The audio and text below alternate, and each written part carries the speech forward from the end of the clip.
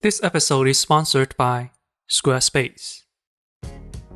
1993, Hong Kong action cinema was on top of the world. Michelle Yeoh just came back from her early retirement, Jet Li was leading a wave of folk hero wuxia films, and Jackie Chan was known around the globe. Meanwhile, Japanese culture was the new hotness. The first ever video game-based movie came out that year, and Dragon Ball Z just released one of its all-time best TV specials. So you can imagine how big of a deal it was when these two forces came together in City Hunter. Helmed by Hong Kong's most prolific director, Shotmeister Wong Jing, and starring Jackie Chan, this is an official licensed adaptation of the Japanese manga of the same name, a rarity for its time. Wong even acquired the proper Street Fighter character license just so he can put Jackie in drag. It was an incredibly ambitious movie, and Jackie allegedly f***ing hated it, to a point where he disowned the film. To Wong Jing, much of the humor in the film are accurate adaptations of the source material, but to Jackie, they are lowbrow, perverted jokes, which, let's be honest, is a totally fair assessment. As the story goes, Jackie's negative comments pissed off Wong Jing so much that in 1995, Wong released High Risk, an action film that mocks Jackie for being an egotistical womanizer and a fraud that uses stunt doubles all the time. And the best part? The film was not entirely wrong. Oh shit. Let's take a look at High Risk and talk about the hidden side of Jackie Chan, shall we?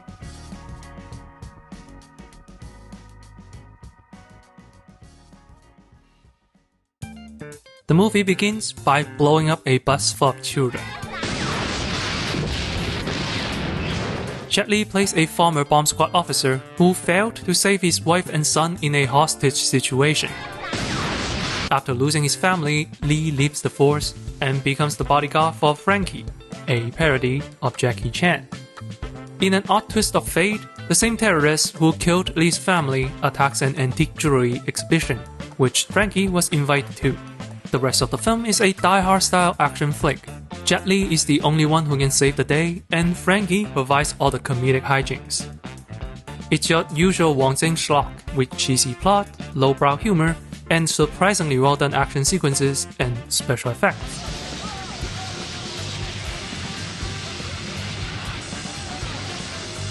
But the plot is not why you're here. You wanna know about Jackie Chan, right? So, let's talk about Frankie. First, how do we know he's supposed to be Jackie Chan? The film seems to have trouble deciding if he's Jackie Chan or Bruce Lee, so it makes fun of both.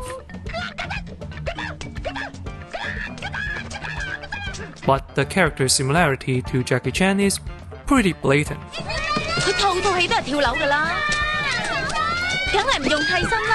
And there are also slightly more subtle details, such as using similar stunt team uniforms, calling him Frankie instead of Jackie, and calling his manager Charlie instead of Willie. Also, he's played by singer Jackie Chan. Not sure if that's intentional. So then, what does the film say about Jackie Chan? Mainly, three things. Number one, he's an egotistical, unprofessional actor.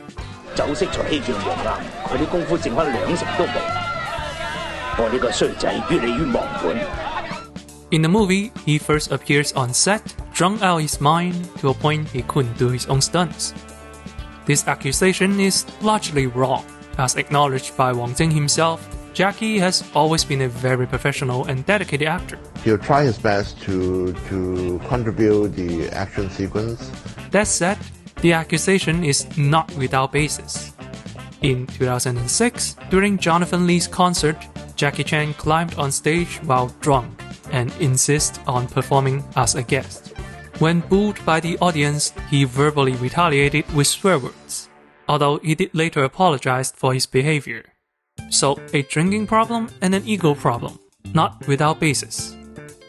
Number two, he's a perverted womanizer. Frankie is depicted as a pervert who gets handsy with women at every turn. While the depiction is rather comical, it is, again, not an empty accusation.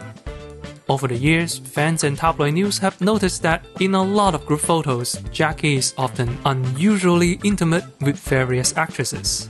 It's frequent enough to be a meme.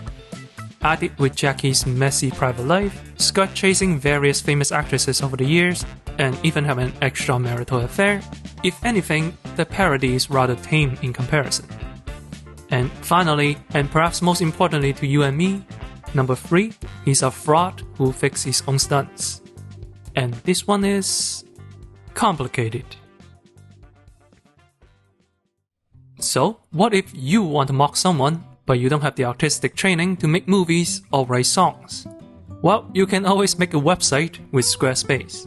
Okay, maybe don't go publicly dissing people, but for real, Squarespace allows you to make a great-looking website with no need for professional training. With a catalog of award-winning templates, all you need to do is pick one, and the editing process is as intuitive as it gets. It requires no coding knowledge, no plugins, no updates, ever. But if you have the knowledge, Squarespace also allows you to go very in-depth. Start your free trial at squarespace.com/accentthecinema and use the code accentthecinema to get 10% off your first purchase. If you are not confident in your ability to make a website, don't worry. You can do everything you need during the free trial. No commitment needed until you want to go live. So visit squarespace.com/accentthecinema and give it a try today. Okay, does Jackie Chan use stunt doubles? The answer is unequivocally yes, of course he does. Sorry to burst your bubble. There are many reasons for Jackie to have to use doubles. Thunderbolt is filmed right after Rumble in the Bronx, in which Jackie broke his ankle and had to wear a cast. So, Jackie ended up using stunt doubles for the majority of the fights. Sometimes an action requires professional training. Sometimes Jackie hits the limit of his body. He did this jump already and he couldn't do it again, so an additional jump is done by stuntman Zhang Wing-fat. And finally, there are times when a double just gives a better performance. Supposedly, Jackie tried to do this spin kick and it never looked good on camera. So stuntman Qin Ga-lok was the one who did it.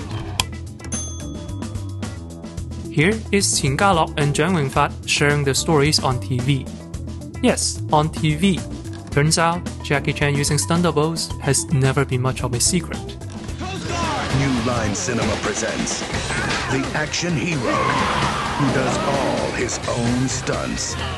Many of you probably remember this line, and indeed, this trailer helped popularize the myth that Jackie doesn't use stunt doubles. However, contrary to popular belief, the myth predates this trailer. In fact, it stretches back to at least 1989. He's also doing all his own incredible stunts. The Incredibly Strange Film Show proudly presents Mr. Jackie Chan. However, the myth didn't start out as egregious as you think. Nowadays, it's not that rare to find an actor who does their own stunts, but back in the 80s, it was unheard of for the Western audience. Imagine a foreign reporter asks you this question: do you do all your own stunts? And you said, actually some of them were done by doubles. You may be saying it's a team effort, but everyone only focuses on the fact that you use doubles. You are the same as stars in Hollywood. Rather than acknowledging what you did, now everyone just sees what you didn't do. It's a huge negative point for you and the Hong Kong film industry. I know the audience, they come in just to see me. It's to see Jackie Chan. It's not see the double. So this is why I decided to do the dangerous stunt myself. Additionally, Jackie had come out multiple times explaining that he had, in fact, used doubles. He explained it in 2007 when one of his doubles explained some behind-the-scenes details.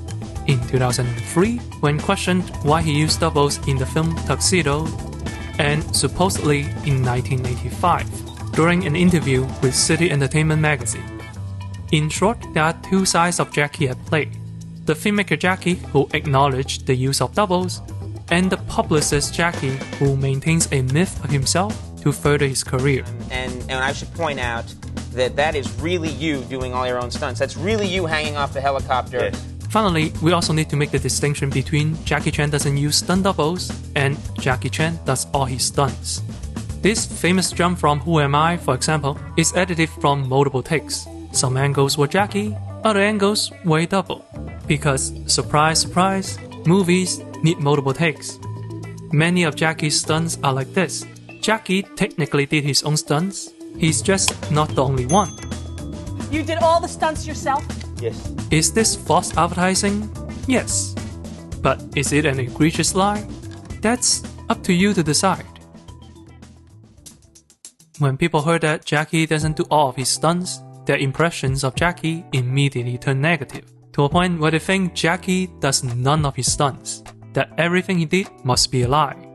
Again, you may be saying it's a team effort, but everyone will focus on what you didn't do. Doesn't help that outside of the silver screen, Jackie just isn't very likable. Internationally, he's probably most infamous for his pro-authoritarian view, saying, quote, Chinese people need to be managed, which is such a hot take even in mainland China. Domestically, he's also infamous for being an awful father. He was largely absent from his son's life. He also had an extramarital affair, which resulted in a daughter. Yet, allegedly, he never took care of either woman.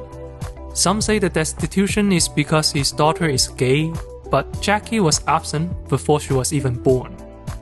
Yeah, no wonder why Wang Jing doesn't like him, huh? So, is Jackie Chan a piece of shit, and you should feel bad for watching his movies? What's up, my It is here that we should talk about our tendency for worshipping, quote, great men of history. Think Elon Musk, once the internet's loving genius doofus who changed the landscape of the automotive industry. Now he's seen as a complete man-child with endless political hot takes.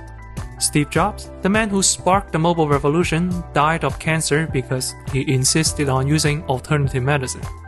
Isaac Newton, the man who invented calculus, is a freaking alchemist. Every smart person has done countless dumb things. It seems so weird, doesn't it? We have this tendency to believe great men were born great, that Einstein had a different brain from normal people. But neither Jackie nor any other great heroes of history are born that way. Jackie enrolled in the Peking Opera School at the age of 7 and went through grueling training. From 5 o'clock in the morning training until midnight, 12 o'clock. He wasn't born great, he was trained. But outside of his incredible cinematic ability, he is untrained, like you and I. Ignoring his career, Jackie is your typical Asian dad, who loves to exaggerate things, who has all sorts of political hot takes, who are frequently absent from children's lives, who insists on singing at a birthday party while drunk out his mind. He's accomplished in film, and he's full of flaws and detestable qualities in life. Such is the complexity of humanity. Remember the clip where Wang Jing shares his opinion on Jackie? Even though it's very clear that Wang did not like Jackie as a person, he nevertheless acknowledges Jackie for his dedication. When you work with him, he'll try his best to contribute the action sequence and take care of everybody in all the time. Judge someone by their actions and not their actions by who you think they are.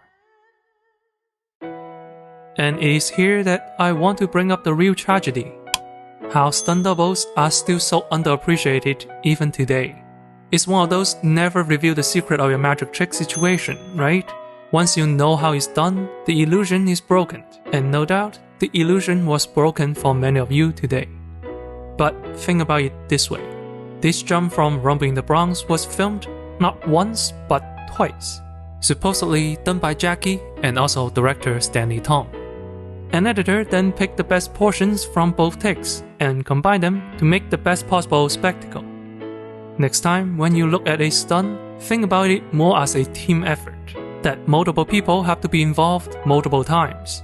That it is dangerous to not just one person, but an entire team of people.